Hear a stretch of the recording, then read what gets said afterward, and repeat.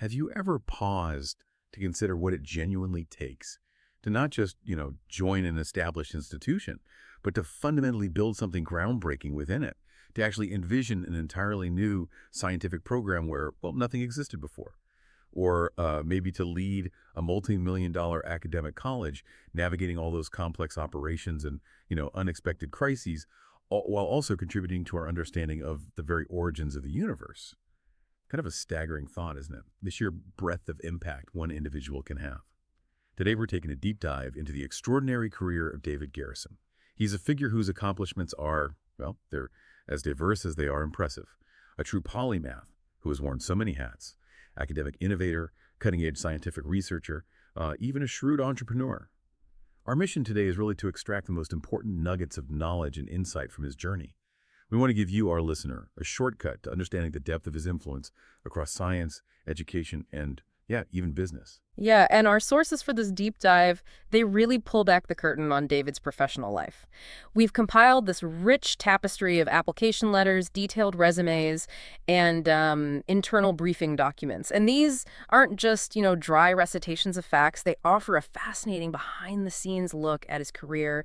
They reveal not just the impressive milestones he's achieved, but also the underlying philosophy, the strategic thinking, and even some deeply personal reflections that drove those achievements. You'll actually hear his own words describing the challenges and triumphs he faced, which offers some pretty unique insights. So what does it actually mean to navigate such distinct worlds? I mean, from fostering diversity in STEM and pioneering online learning to predicting gravitational waves and even, get this, running a medical spa. How does one person manage to wear so many hats and leave such a significant, measurable mark in each endeavor? That's precisely what we'll be exploring. We'll connect the dots between his roles as an academic leader, a computational physicist, and an entrepreneur. We want to demonstrate how these seemingly disparate experiences, they aren't isolated at all. They actually feed into a really cohesive and highly effective leadership style. It's a style deeply focused on, problem solving, fostering growth, and a profound commitment to educational excellence and scientific discovery. You'll see how his foundational experiences sort of built upon each other, creating this truly unique leader who consistently identifies unmet needs and then, resourcefully leads teams to fill those gaps. Okay, let's kick things off right at the beginning of his academic journey. This phase really set the stage for David Garrison's incredible career, his role as an academic architect. Yeah. So he arrived at the University of Houston Clear Lake, UHCL, back in 2002, fresh out of graduate school as a visiting assistant professor.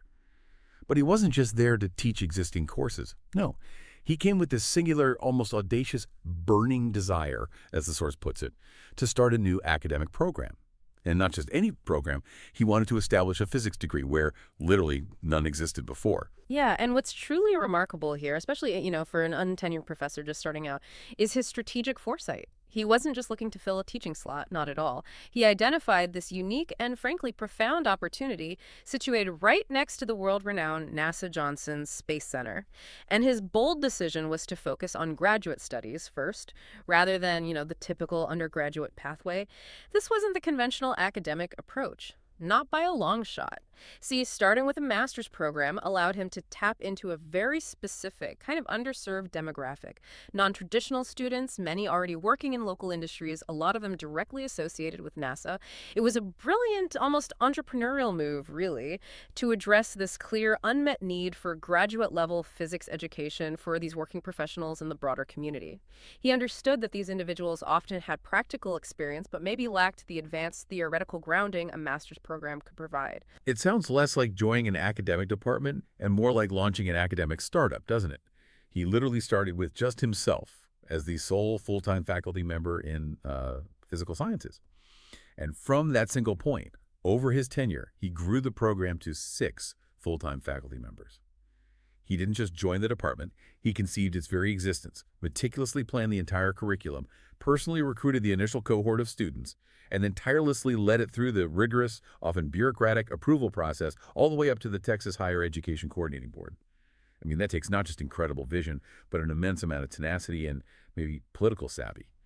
Especially for someone in his position, what kind of initial resistance or, skepticism would he have faced? Oh, absolutely. It was an academic startup in every sense. And yeah, for an untenured professor, the Political and bureaucratic hurdles would have been substantial, huge. Universities are complex organizations, right? Often resistant to radical change. He would have faced questions about feasibility, about funding, student demand, how a new physics program would even fit into the existing institutional structure. He wasn't just pitching a new course, he was pitching a whole new academic identity for the university, in a way. His approach likely involved meticulous data presentation, demonstrating the clear market need near NASA, showing the potential for external funding, and perhaps even leveraging his scientific network to gain some early support. The fact that he single-handedly navigated these waters, well, it speaks volumes about his determination and his strategic communication skills.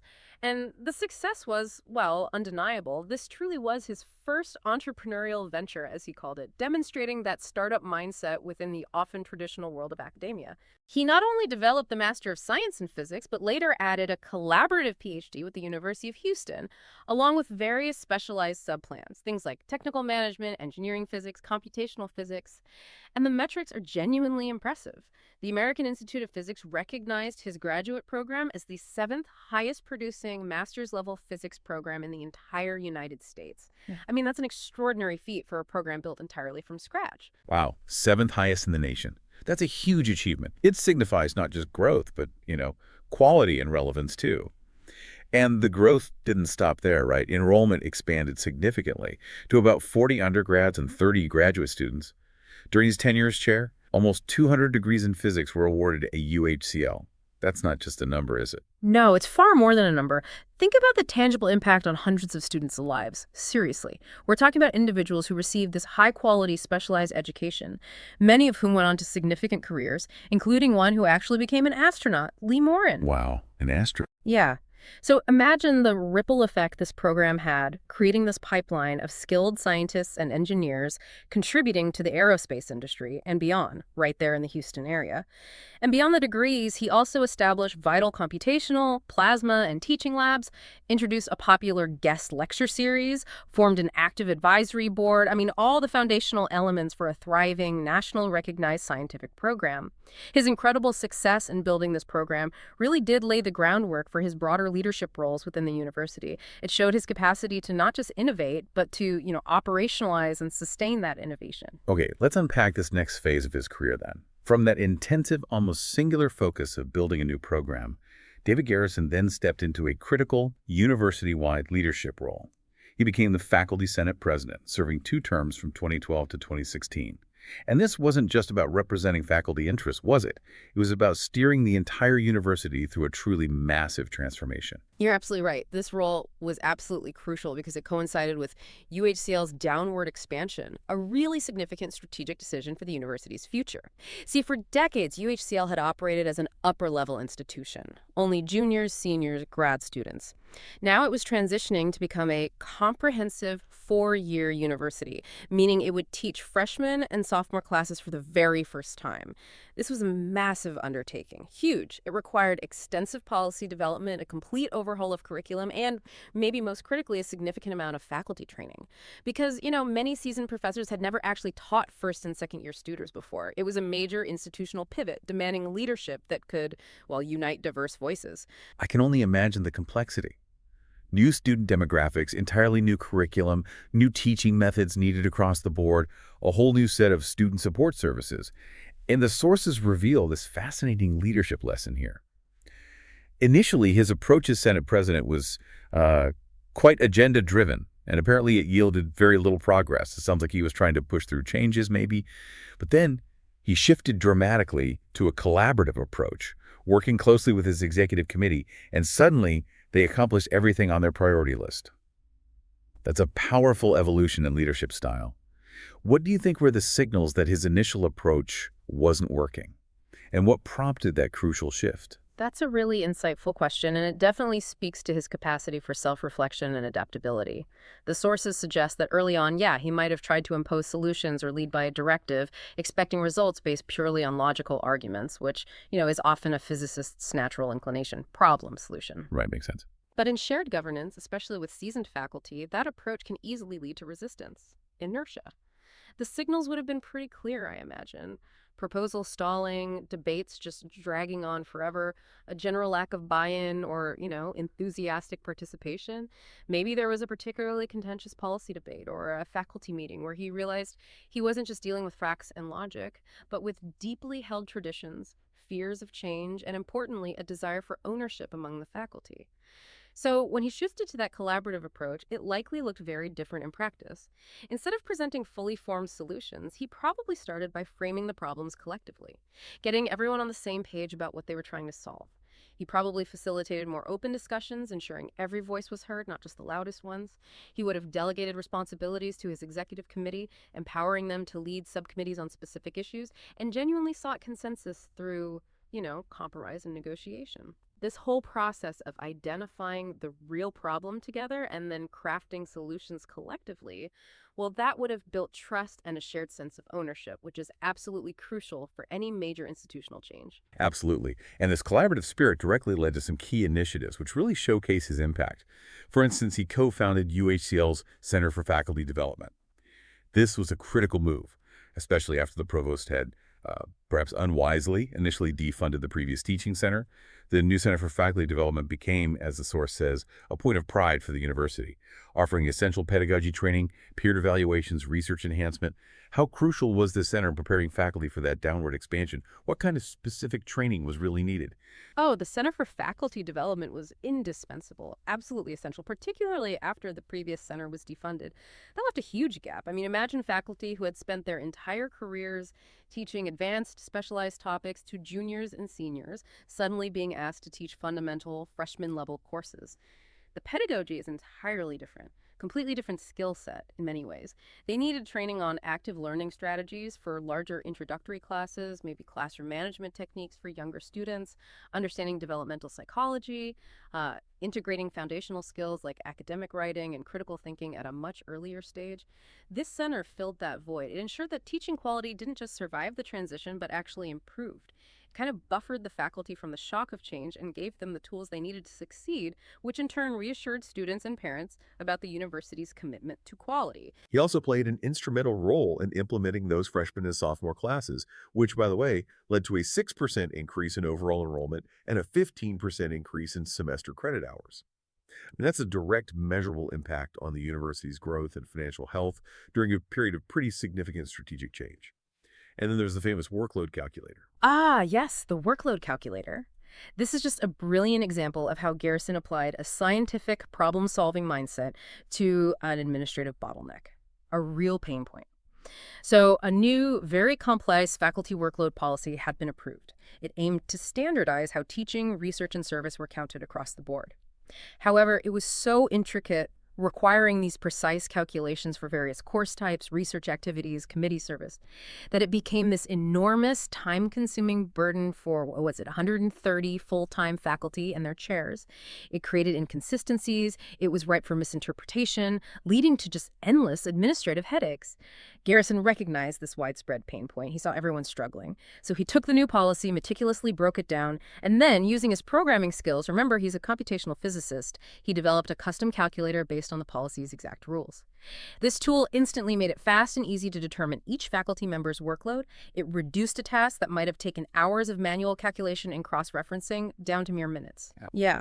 It saved significant time, ensured fairness and transparency, and allowed for accurate tracking of workload credit between semesters. So for you, our listener, think about how you might foster university-wide buy-in for major structural changes, or, in this case, how you solve a widespread operational bottleneck with ingenuity and, importantly, limited resources. His story really offers a powerful practical lesson in strategic collaboration and, resourcefulness. His success in shared governance clearly prepared him for even higher administrative oversight of student processes. Okay, next up, Dave Garrison's career took another significant turn. He was appointed Director of Graduate Programs from 2014 to 2019. And this period saw a truly unprecedented surge, as the documents call it, in international graduate student applications at UHCL, escalating from just a few hundred annually to over 4,000. 4,000, apparently a direct result of a new memorandum of understanding with JNTU in India. That's an incredible, almost overwhelming influx of applications for any institution to handle. It truly was. And what's absolutely fascinating here is the sheer scale of the challenge he faced. He was confronted with this massive, unprecedented influx of applications, right? But the university was still operating with this archaic, paper-based admissions process. Just imagine the physical folders, the endless reams of documents, the manual cross-referencing, the phone calls chasing missing transcripts, the stacks of paper literally taking over offices. Oh, we can picture it. Yeah. This wasn't just an inefficiency, it was an urgent need for modernization that threatened to completely overwhelm the system. And here's the real kicker. He had no funds to purchase professionally designed admissions software. None. The university simply didn't have the budget for a commercial, off-the-shelf solution. So, okay, no budget for specialized software. What did he do? He essentially became a one-man IT department, didn't he? Almost sounds like it. He digitized the entire admissions process himself using common, readily available, and importantly, affordable software tools. Things like Microsoft OneDrive, Adobe Acrobat, and Microsoft Access. He literally custom-built a robust digital system from the ground up with absolutely no institutional funding for a specialized solution. That's amazing. What were the specific bottlenecks he was trying to solve, and how did he cleverly connect these, disparate tools? Precisely. He essentially reverse engineered the entire paper workflow and then custom engineered a digital solution using tools most people use for, like, personal files. The primary bottlenecks were, well, manifold, the physical movement of documents, obviously, the high probability of files going missing somewhere in the shuffle, the time-consuming manual data entry, and just the sheer difficulty of tracking the status of thousands of applications. His ingenuity really lay in how he orchestrated these common tools. He likely used OneDrive for secure cloud storage and sharing of digital documents, scanned transcripts, recommendation letters, essays, you name it. Adobe Acrobat would have been essential for creating fillable forms, maybe annotating documents, merging PDFs. Standard stuff, but crucial. And then Microsoft Access, which is a powerful, if maybe underappreciated database tool, would have been the central nervous system, linking all the pieces together. He could create custom forms for data input, track applicant status, generate reports, and essentially automate many of those painful manual tasks. Think of it like chaining a digital assembly line, where previously there was only a manual one. A very slow, error-prone manual one. He had to devise clever workarounds for things like data validation, ensuring integrity when you're stitching together off-the-shelf components for something so critical. He likely developed macros, maybe some custom scripts, and definitely a clear, well-documented process for his team to follow. It had to work reliably. And the outcomes were truly remarkable, weren't they? This new system didn't just alleviate a bottleneck. It completely revolutionized the process. It reduced application processing time from 2 weeks down to about 2 days. I mean, that's like an 80% decrease in time. Absolutely astounding.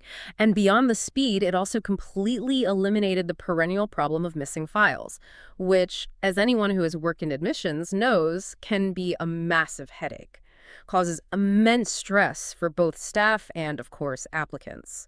And crucially, the system proved robust enough to handle the sudden, massive transition to fully online operations in 2020 when the pandemic hit. Right, that timing was critical. Totally. Without his foresight and resourcefulness years earlier, the university would have been in a catastrophic position. They might have been forced to stop accepting graduate students during that crisis.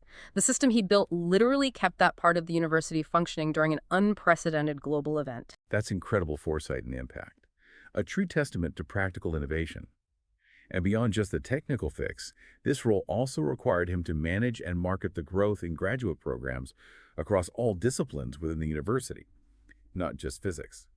So this forced him to learn about the strengths and challenges of every department, further broadening his perspective beyond his home field. For you, our listener, think about how you might drive significant operational efficiency with limited resources, especially in a crisis situation. His digital transformation project is just a powerful case study in making a huge impact with creativity and, well, constraint. And this direct experience with broad academic operations clearly paved the way for his most extensive administrative role yet. Okay, so building on his previous successes, David Garrison took on his most extensive administrative role. He became the interim and later permanent Associate Dean for the College of Science and Engineering from 2019 to the present. This role is vividly described in the sources as essentially the general manager of the entire college.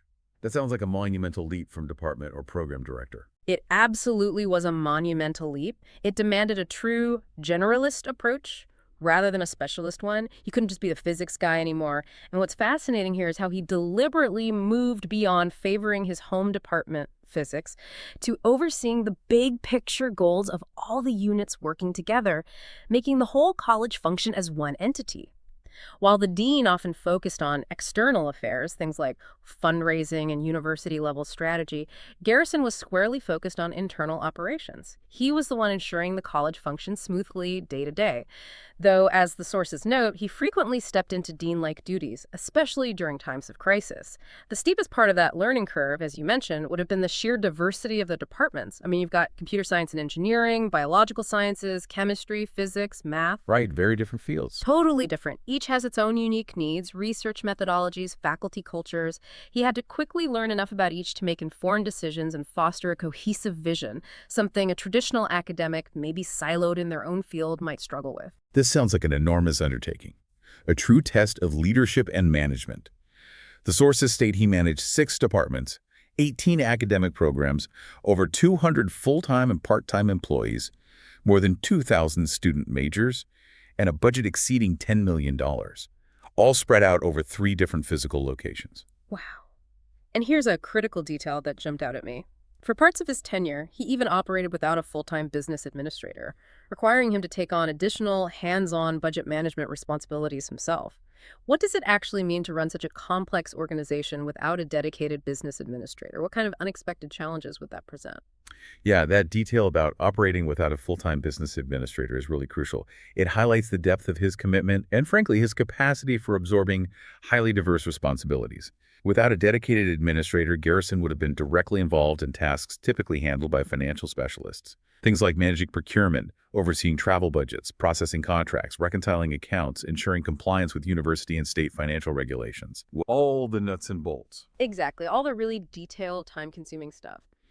This would have been an immense time drain, diverting him from maybe more strategic initiatives and requiring him to become intimately familiar with the intricacies of university finance, a skill set not typically found in a computational physicist, right? The unexpected challenges would range from daily firefighting over budget discrepancies to, well, developing his own ad hoc systems for tracking expenditures and approvals, all while trying to maintain the overall strategic direction of the college. It's a huge amount of pressure. And his major initiatives in this role reflected this comprehensive approach.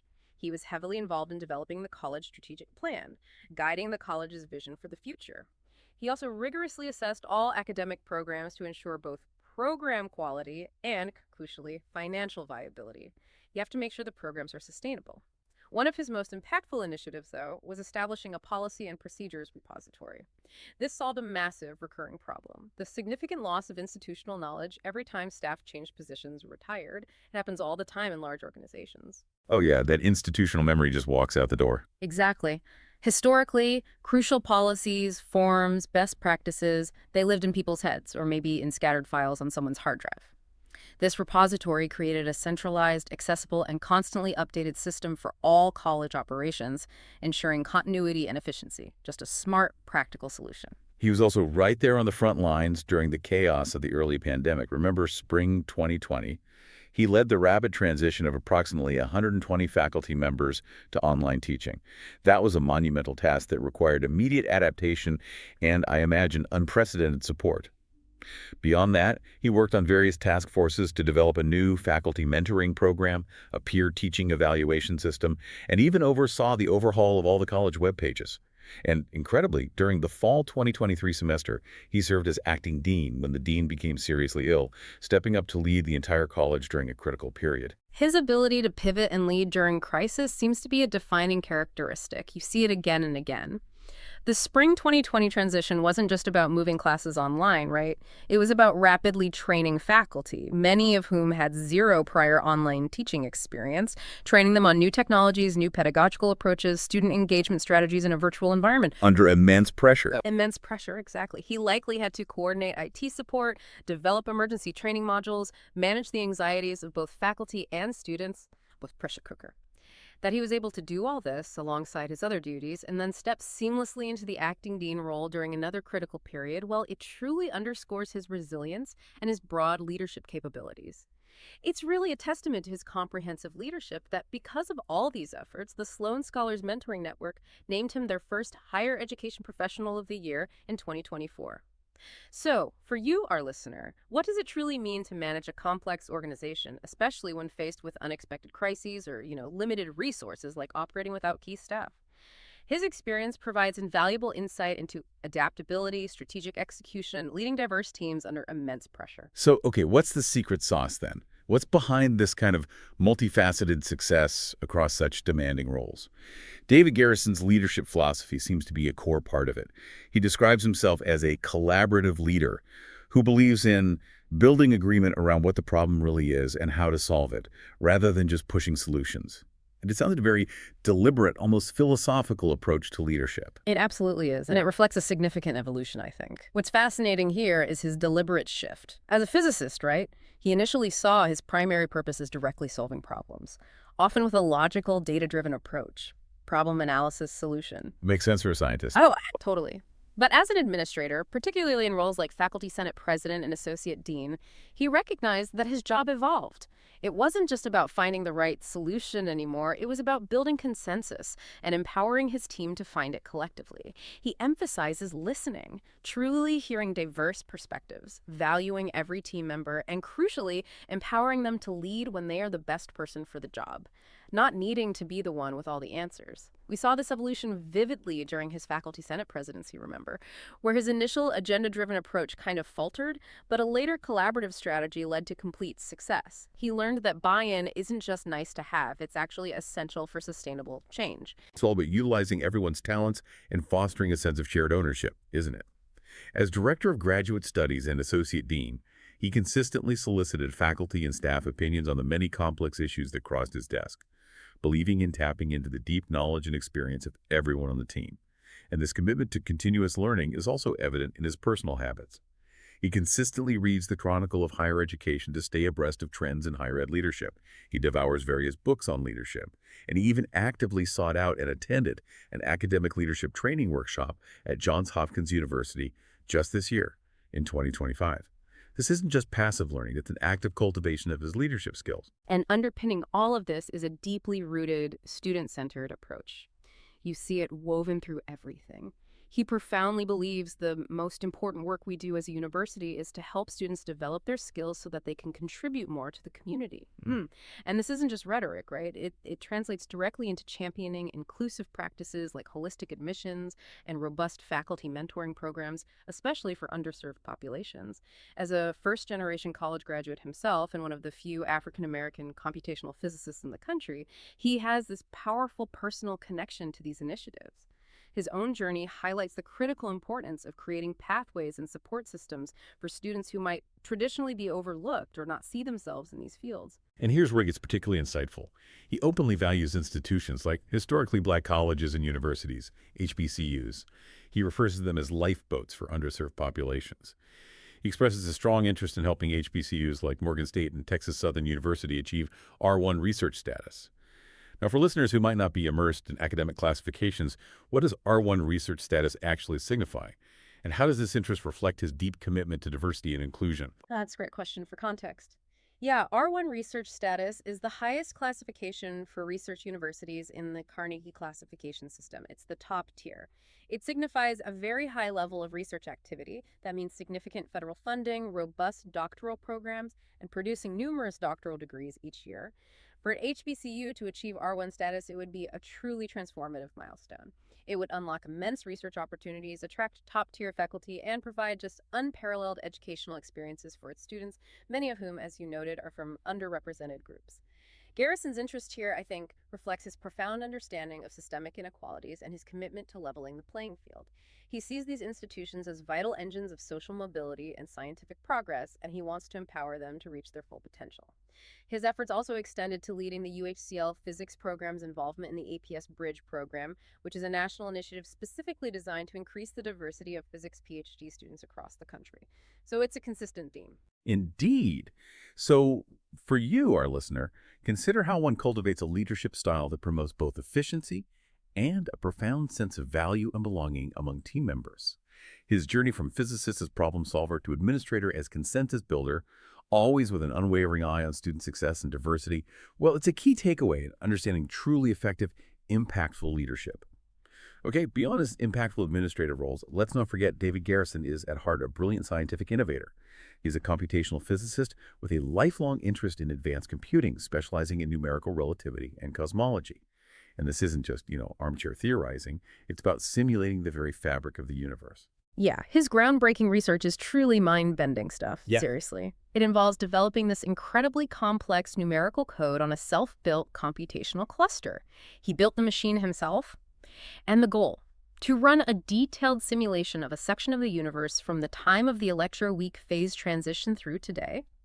Just imagine that essentially recreating the universe's evolution on a computer, starting from a tiny, tiny fraction of a second after the Big Bang, all the way to the present day.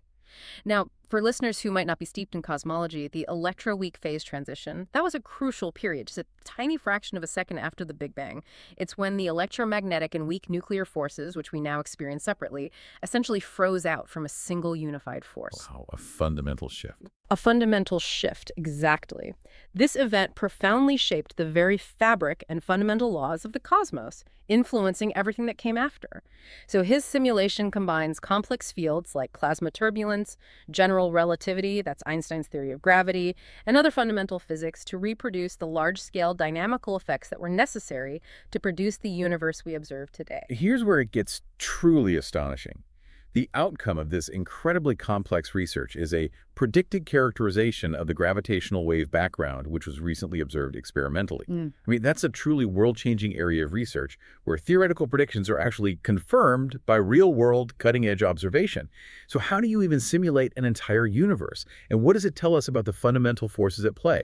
What kind of experimental observations confirmed his predictions, and why is that so significant? Well, it's a monumental achievement in both theoretical and computational physics. Simulating a universe, even a section of it, requires modeling just countless interactions of particles and fields across vast scales of time and space, all while incorporating fundamental physical laws. What it tells us is profound. It helps us understand the conditions of the very early universe, the intricate interplay of fundamental forces, and how the cosmos evolved to its current state. Now, the optical characterization he talks about, that refers to the specific properties, like the frequency and amplitude of the background hum of gravitational waves that should, theoretically, permeate space-time if his models of that early period are correct. Like a cosmic background noise. Exactly, a sort of faint, persistent gravitational background noise left over from those incredibly energetic early moments. The experimental confirmation he refers to likely involves efforts by collaborations like NanoGrav, the North American Nanohertz Observatory for Gravitational Waves. They've been using pulsars, these incredibly dense, rapidly spinning neutron stars that act like cosmic lighthouses, sending out these super regular pulses to detect this faint background hum. So when his theoretical predictions align with the characteristics observed by projects like NanoGrav, it provides incredibly strong evidence for the validity of his models of the early universe, and ultimately our understanding of fundamental physics. It's a beautiful testament to the power of scientific inquiry, where highly abstract theoretical work can actually be validated by cutting-edge astronomical observations, really pushing the boundaries of human knowledge. And his expertise also extends to the practical side of high-performance computing and software development, which you mentioned earlier. He didn't just run simulations, he built the computational clusters from scratch and developed the scientific software himself. This showcases just profound technical skills, including deep experience with operating systems like Unix and LinoX, and programming languages such as C, C++, Fortran, and Python, alongside advanced mathematics software and parallel computing tools like MPI, CUDA, and OpenMP. Why are these specific tools and languages so crucial for his kind of groundbreaking research? Yeah, this isn't just a random list of acronyms and languages. It's really a testament to his ability to speak the native tongue of the machines he used to simulate the universe. For instance, C++ and Fortran are absolutely crucial for their raw speed and efficiency in number crunching, the incredibly complex physics equations involved in these simulations. When you're dealing with vast amounts of data and intricate calculations, every nanosecond counts, literally. Right. Efficiency is key. Totally. Then parallel computing tools like MPI, which stands for Message Passing Interface, and CUDA, which leverages the power of NVIDIA GPUs, graphics processing units. Those are the engines that allow him to harness the power of hundreds, maybe even thousands, of processors simultaneously.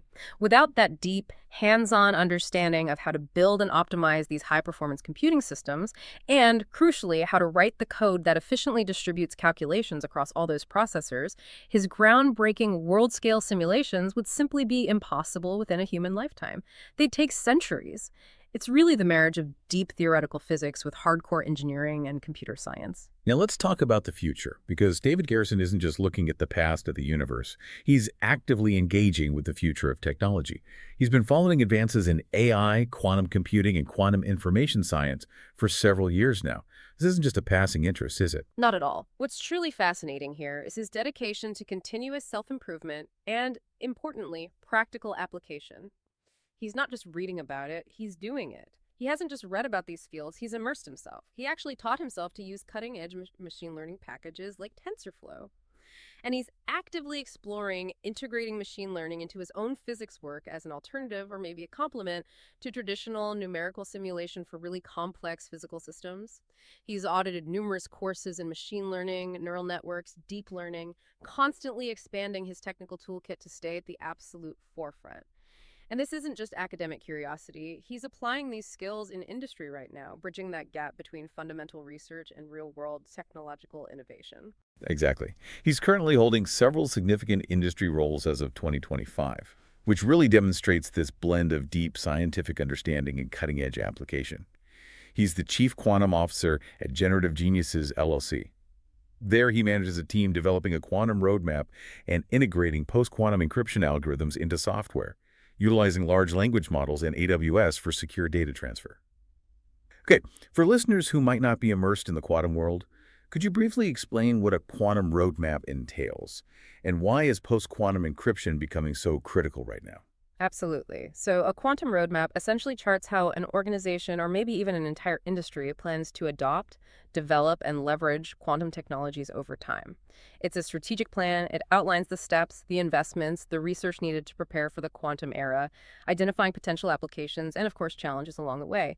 And post-quantum encryption is absolutely vital. Why? Because as quantum computers advance, and they are advancing rapidly, they will eventually be able to break many of our current widely used encryption methods. Like the ones protecting bank accounts. Exactly. Like those protecting online banking, sensitive government data, secure communications, basically a lot of the foundation of our digital security.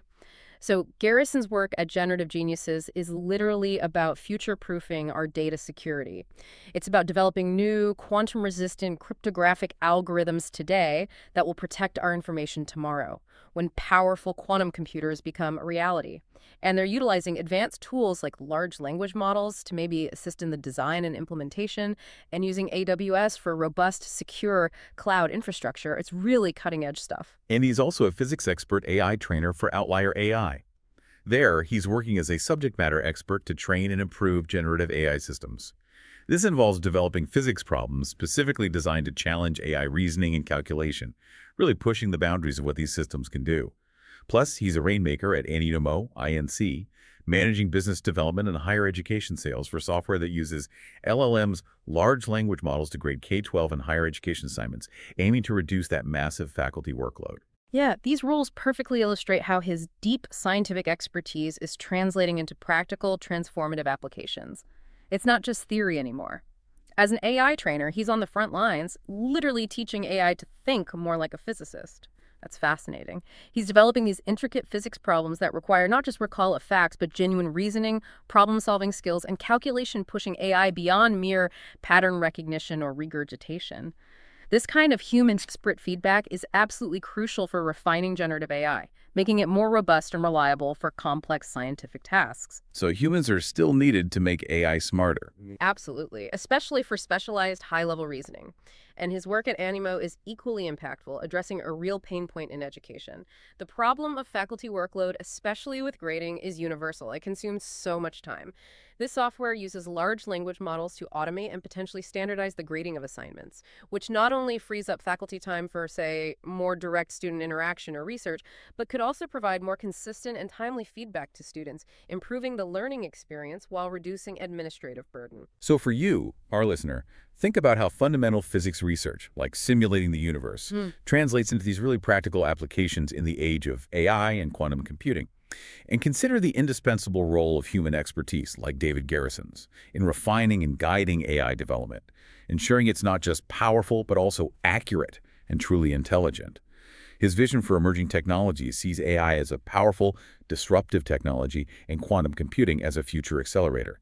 He aims to develop infrastructure for organizations to keep pace, educate researchers on AI tools, and adapt teaching methods to AI's growing presence. It's clear that his scientific pursuits were often intertwined with significant external partnerships, both academic and entrepreneurial.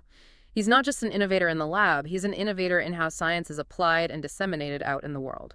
Okay, let's shift gears now to David Garrison's profound entrepreneurial spirit, which extends well beyond the confines of academia.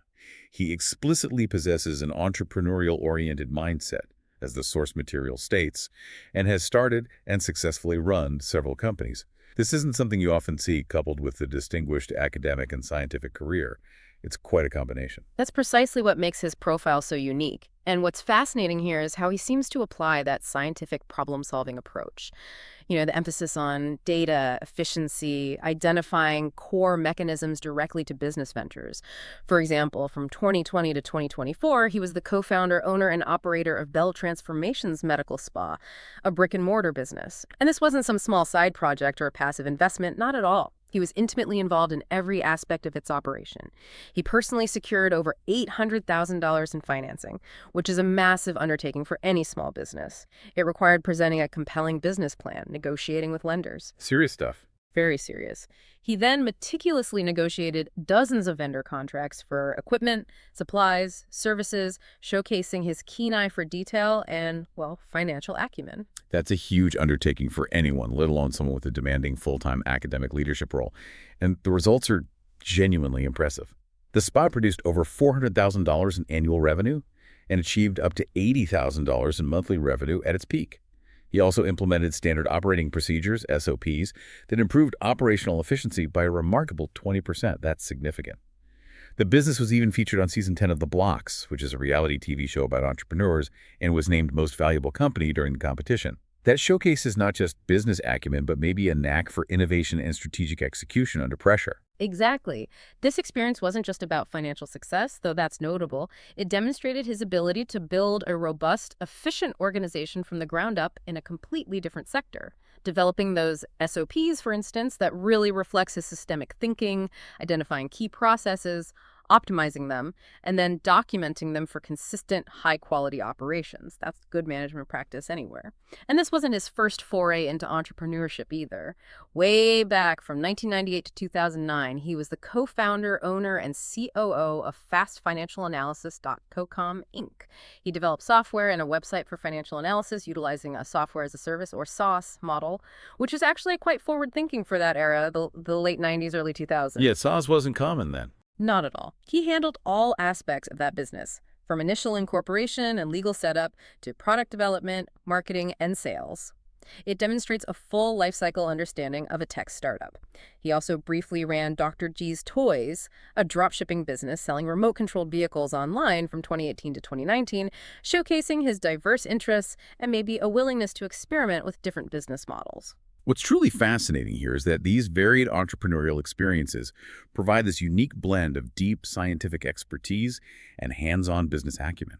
This must make him highly relatable to the private sector, right? And undoubtedly enhances his fundraising abilities for academic initiatives because he can speak the language of both worlds.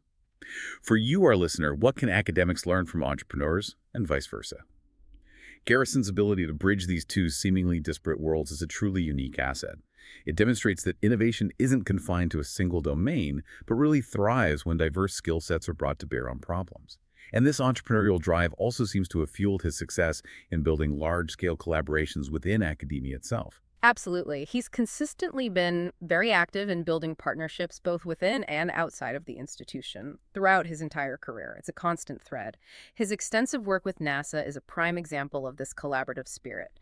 He negotiated numerous research partnerships with the NASA Johnson Space Center right next door, which resulted in dozens of joint studies in advanced space propulsion, real, tangible collaborations. For instance, he conducted simulations for the Vasim plasma rocket engine that's a groundbreaking technology designed for high-efficiency space travel, potentially getting us to Mars much faster. Wow, very cool. Yeah. This wasn't just about applying his physics knowledge. It was about building trust between institutions, managing complex interorganizational projects, and delivering tangible results for NASA.